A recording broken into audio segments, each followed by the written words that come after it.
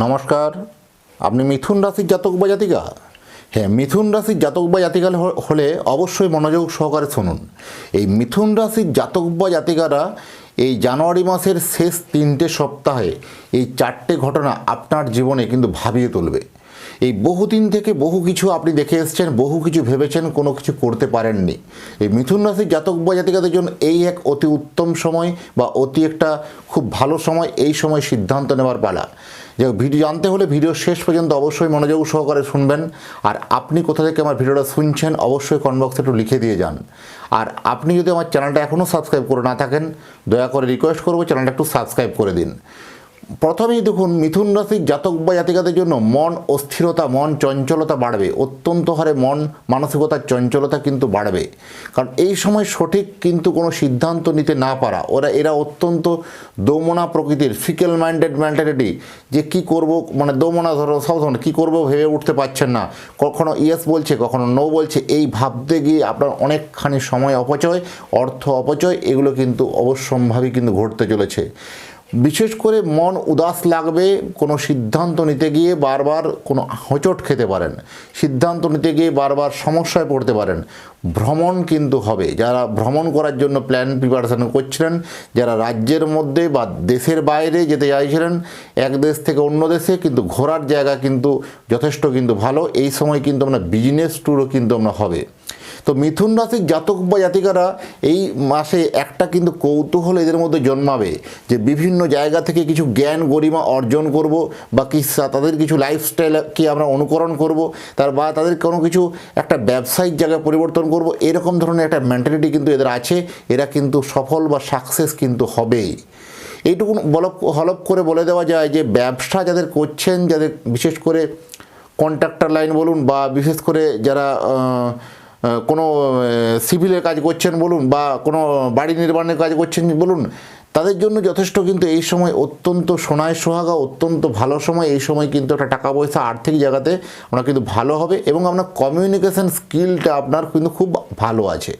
আপনার যোগাযোগ ব্যবস্থাটা খুব ভালো আছে। বিভিন্ন ক্ষেত্রে এই যোগাযোগ ব্যবস্থাটাও কিন্তু অত্যন্ত ভারে শুভ। কিন্তু পিছনে লাগা শত্রুর সংখ্যা এবার কিন্তু কমতে শুরু করবে। আগে থেকে আপনি গুনছিলেন এতগুলো শত্রু, ততগুলো শত্রু, এই শত্রু ও শত্রু, এরকম অনেক ভাবনা ভেবেছেন। এবার কিন্তু নয়। এবার সেই সব শত্রুরা আপনার থেকে কিন্তু দৃষ্টিশক্তি তারা ঘুরিয়ে নেবে, বা আপনার থেকে তারা কুদৃষ্টি কোনো কিছু দেবে না। আপনার শত্রুতার জায়গাটা কিন্তু অনেকটা হারে রিলিফ কিন্তু উনি পাবেন। লিগেল প্রবলেম অনেক দিন থেকে চলছিল। বিভিন্ন আইনি জটিলতা, আইনি ঝামেলার মধ্যে যারা অতিবাহিত হচ্ছিলেন, বা বহুদিন থেকে কেস মামলা মকদ্দমা কোনো চলছিল, সেই সব কেস মামলা মকদ্দমা মিটে গিয়ে একটা সুখ শান্তি সমৃদ্ধির জায়গা তৈরি হতে পারে। আইনি ঝামেলা বা কেস মামলা মকদ্দমা থেকে কিন্তু বেরিয়ে আসতে পারবেন, এটুকু হলপ করে বলে দেওয়া যায়। বা লটারি বা শেয়ার মার্কেট কোনো ফাটকাভাবে যারা ইনকাম বা করতে চাইছেন, তাদের জন্য এই সময় কিন্তু যথেষ্ট মোটামুটি মোটের উপর ভালো বলবো। আলটিমেট লস হবে না। সেখানে অর্থপ্রাপ্তির সম্ভাবনা আছে, কিন্তু ছোট ছোট দান, বড় দানের সম্ভাবনাটা তুলনামূলক কম। এখানে মিথুন রাশির জাতক বা জাতিকাদের জন্য হঠাৎ করে একটা এমন আপনার কাছে অপরচুনিটি আসবে কোনো পার্টনারশিপ ব্যবসা করার জন্য। এই পার্টনারশিপটির ব্যবসা করতে গিয়ে আপনার লাইফে কিন্তু একটা ভুল সিদ্ধান্ত নিতে চলেছেন, বা আপনার লাইফে কিন্তু একটা চরম সিদ্ধান্ত নিতে চলেছেন।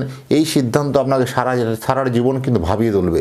তাই পার্টনারশিপ মানে করার আগে, ব্যবসা করার আগে অবশ্যই পুঙ্খানুপুঙ্খভাবে আলোচনা করা বা জন্মকুণ্ডলী দেখে পরে বিচার করে এগোতে হবে।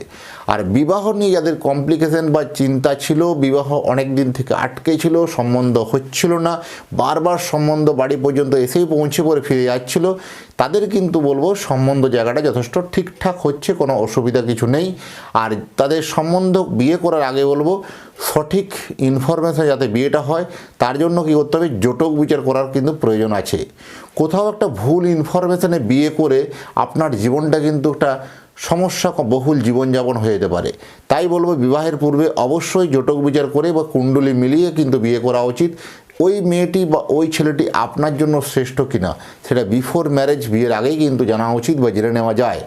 সাপোজ ধরো ওনারা লাভ ম্যারেজ করছেন, তাও কিন্তু কি হয়, যদি আপনি জেনে যান যে আপনার এই কারণটার জন্যই আপনার এই নেগেটিভ ঘটনাগুলো, তাহলে কিন্তু আপনাকে সেগুলো রেকটিফাই করার সুযোগ পাবেন বা প্রতিকার করার সুযোগ পাবেন বা কিছু নিয়মকানুন মেনে বিয়ে করার সুযোগ পাবেন।